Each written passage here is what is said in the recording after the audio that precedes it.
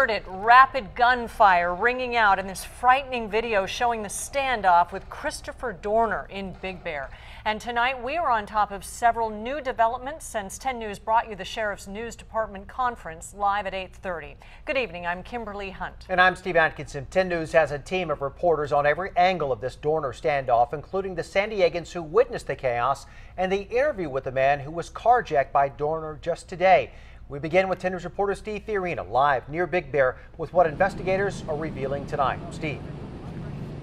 Steve, we are at the last roadblock about 5 miles from where this all came to a climactic end, where it's believed that Christopher Dorner died in a hail of gunfire, tear gas, and a flaming inferno. Law enforcement, which has been on high alert for nearly a week now, stepping it down several notches. SWAT officers breaking down for the trip back down the mountain after the shootout and fire at the Angeles Oaks cabin. There is a sense of relief.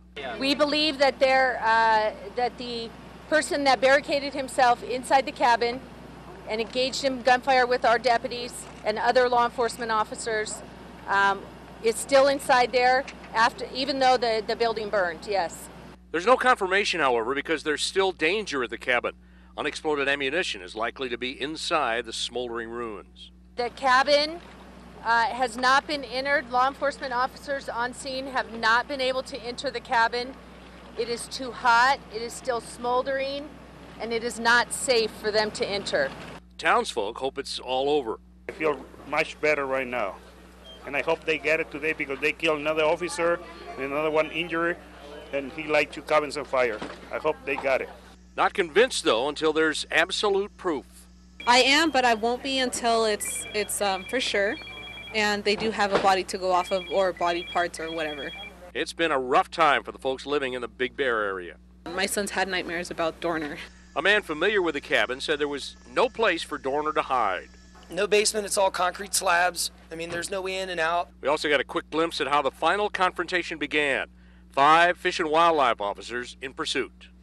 They were so close that he recognized his face, so he didn't have to see the clothing as much as he recognized it was. And that's when the first set of gunfire took place between those vehicles, and again, more gunfire at the cabin where 2 deputies were shot, one of them fatally.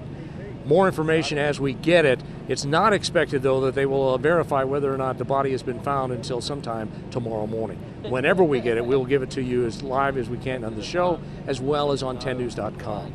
Live at Big Bear, Steve Fiorina, 10 News.